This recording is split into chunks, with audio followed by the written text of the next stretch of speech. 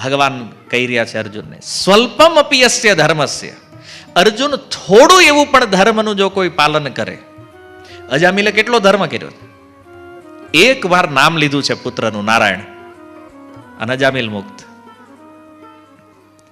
કહેવાનો અર્થ એ છે કે ભગવાનનું ભજન જે છે, આ ભક્તિ જે છે ને, એટલો સુંદર માર્ગ છે કે આ રસ્તા ઉપર દુઃખ જેવું કાંઈ છે જ નહીં. પ્રભુપાદ તો કહેતા આ રાજમાર્ગ છે. આ ભક્તિના માર્ગ ઉપર આંખ બંધ કરીને તમે દોડ્યા તો આમાં પડવાનો કે પતનનો કોઈ ચાન્સ નથી. જો આટલું સુંદર ભક્તિનું સ્વરૂપ છે છતાં લોકો ભજન કરતા નથી. આ દુર્ભાગ્ય છે. આપણને મનુષ્ય આના માટે બનાવવામાં આવ્યા છે. આ ખાવા પીવા ઊંઘવા માટે આ દેહ નથી. આ બધું તો બીજા બધા શરીરોમાં જેટલી વાર અહીં આવશું એટલી વાર આ ફેસિલિટી મળવાની છે. ઘણાને એમ કે આપણે બહુ મહેનત કરીને એક મકાન બનાવી લીધું આખી જિંદગીમાં, તો બીજી વાર જ્યાં જન્મ થાય ને મકાન રેડી જશે, તમે નહીં બનાવો ને તોય. અને આ જન્મમાં આપણે જ્યાં જન્મે ત્યાં રેડી થતું કે આપણે આવ્યા પછી બનાવ્યું?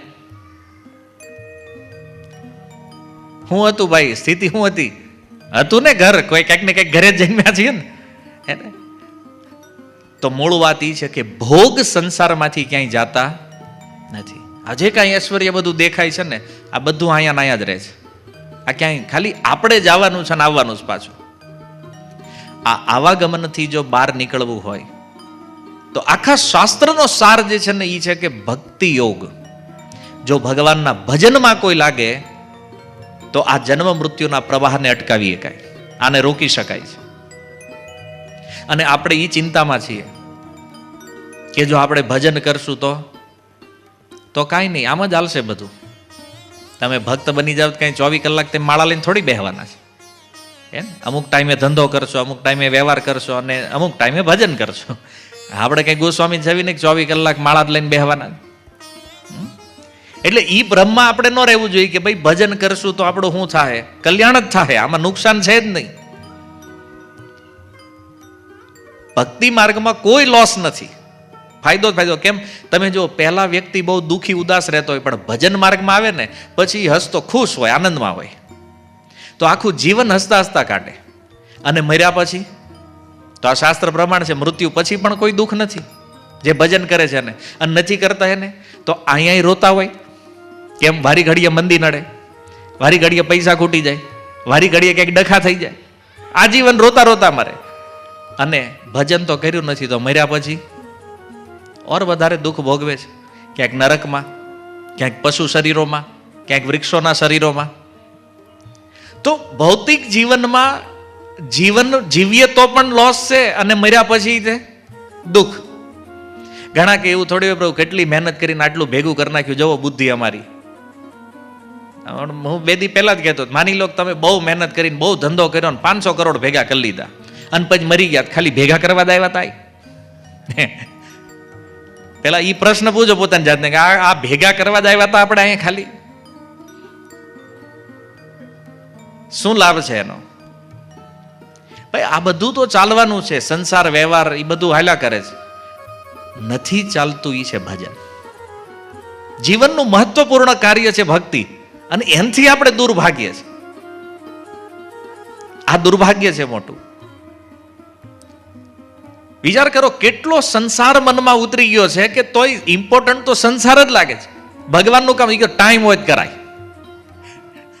સમજે, ભજન કરવાની વાત. ઘણા ભક્તો બની જાય પછી આપણે કહીએ ભાઈ માળા ટાઈમે આવે, એ ટાઈમ હોય તો, બાકી કામ પહેલા તો થઈ રહ્યો ઉદ્ધાર ભાઈ. આમ કામ નથી બનવાનું આપણું. શાસ્ત્રને સમજીને થોડું સિન્સિયર બનવું પડશે પોતાના કલ્યાણ માટે. જો ભજન આપણે કરીએ છીએ આમાં બીજા કોઈનો લાભ નથી, આ વસ્તુ યાદ રાખજો. અચ્છા, પિતા કમાણા હોય તો દીકરાને વારસામાં મળે, આ ભક્તિ વારસામાં ન આવે ભાઈ.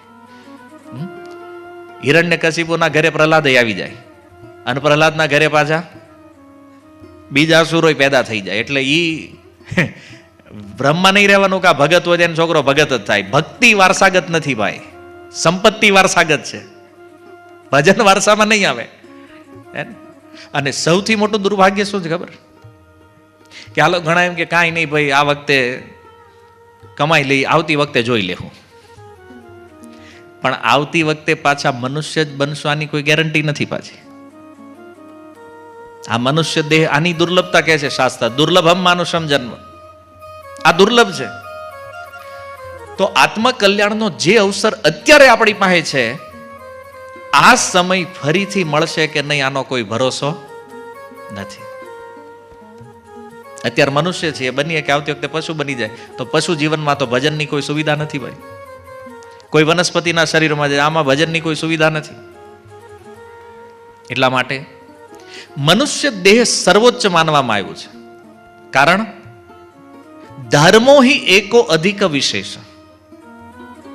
આ મનુષ્ય જીવનમાં જે એક એક્સ્ટ્રા વસ્તુ છે અન્ય શરીરો, અન્ય જીવો કરતા, એ છે ધર્મ, જે અન્ય શરીરોમાં નથી. તો આ જે ફેસિલિટી મળી છે આપણને, આનો ઉપયોગ કરો. અને મનુષ્ય જીવન પાછું ભારત વર્ષમાં. અને દુર્ભાગ્ય જો જન્મ ભારતમાં મળ્યો, જાવું જ અમેરિકા પાછું. આપણી બુદ્ધિ ક્યાં કામ કરી તો જોવો તમે. કેમ? ઘણા કે વિદેશ તો વિદેશ છે, પૈસા સિવાય બીજું કાંઈ સારું નથી ને. ધનમાં આગળ છે અમેરિકા, બાકી બીજું શું છે? વ્યવસ્થા બધી પશુ સમાન છે. જુઓ, ભારત વર્ષમાં જન્મ દુર્લભ છે, આ સનાતન પરિવારમાં જન્મ દુર્લભ છે. અને આ જીવન અહીં મળ્યું છે ને અહીં છોડીને ત્યાં ભટકવા જાવ છે. આ વાસ્તવમાં મોટી મૂર્ખતા છે. પણ આજે કોઈને કહેવી તો ખોટું લાગી જાય. હા, એ તો તમને કે વિઝા નહીં મળ્યા હોય ને એટલે તમે એમ કહેતા છો. એને ભાઈ તર્કમાં તો બધા બુદ્ધિ લગાડે છે પોતપોતાની. જીવનનો વાસ્તવિક આનંદ ભારત વર્ષ સિવાય ક્યાંય નથી. જે મારી વાત છોડી દો, જે વિશ્વ ફેર્યા છે એને પૂછ લેજો, એક્સપિરિયન્સ શું કે. ધન છે, ભૌતિક સુખ સુવિધાઓ છે, પણ સામાજિક સભ્યતા અને સામાજિક વ્યવસ્થાઓ પણ પશુ જેવી છે. જેમ ભારતમાં કોઈ પણ કૂતરો કોઈ પણ કૂતરી યારે આંટા મારતા હોય, એમ વિદેશોમાં કોઈ પણ પુરુષ કોઈ પણ સ્ત્રી પશુ જ છે ને. બીજું શું છે? અહીંયા આપણે વિવાહની વ્યવસ્થા છે અને ધીરે ધીરે આપણે પશુતા બાજુ જઈ રહ્યા છીએ, એની કોપી કરી. જો આ આટલો સુંદર ધર્મ, ભગવદ્ ગીતા જેવા ગ્રંથોનું જે ભૂમિમાં પ્રાગટ્ય થયું છે, આ ભારત વર્ષમાં આપણો જન્મ છે. પણ ભોગોનું આકર્ષણ એટલું ખતરનાક છે કે વ્યક્તિ આ બધી વાતને સાઈડમાં મૂકીને નરક જવાની પૂરી તૈયારી કરે છે.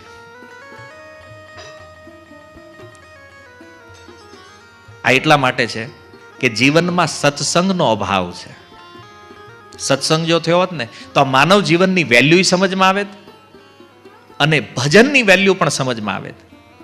અહીંયા એવી વાત ભગવાન નથી કહેતા તમે બહુ ભક્તિ કરો ને બહુ મહાન ભક્ત બની જાઓ. શું કહે? સ્વલ્પમ અપિયસ્ય ધર્મસ્ય. થોડું એવું પણ જો ધર્મ જીવનમાં કોઈ કરે છે તો એ પણ ત્રાયતે મહત્વ ભયાત, મોટા મોટા ભયથી આની સુરક્ષા થઈ જાય છે. અને અજામિલ એનું પ્રમાણ છે, ભાગવત જોઈ લો. થોડો એવો ધર્મ શું કર્યો તો? નારાયણનું નામ લીધું એને પુત્ર માટે, છતાં એનો ઉદ્ધાર થઈ ગયો. તો ભગવાન માટે આપણે નામ લેશું તો આપણો ઉદ્ધાર કેમ નહીં થાય? નિશ્ચિત ગેરંટી છે ભગવાનની. છતાં આપણી શ્રદ્ધામાં નથી એટલે આપણે માનતા નથી. કારણ કે આવવાવાળા મૃત્યુના વિષયમાં આપણને કોઈ ચિંતા નથી.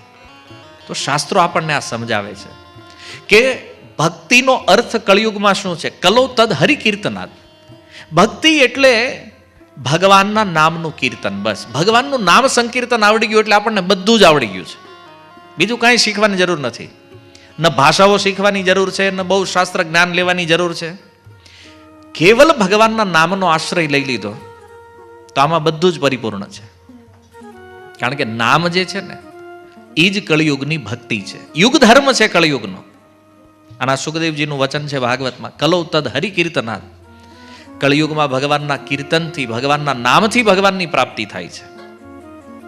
અને જે ભક્તોએ ભગવત પ્રાપ્તિ કરી છે એણે પણ નામનો જ આશ્રય લઈને કરી છે. એટલે આપણે તે જો અજામિલની જેમ સસ્તામાં નીકળી જવું હોય, બહુ તપસ્યા, બહુ યોગ, બહુ વ્રત, બહુ તપ, આ બધું શરીર અનુકૂળ ન લાગતું હોય તો ભગવાનના નામનો આશ્રય લ્યો. તો સ્વામીજી કહે છે કલયુગ કેવલ નામ આધારા, સુમેરી સુમેરી ઉતરહી ભાવ પારા. જો કોઈ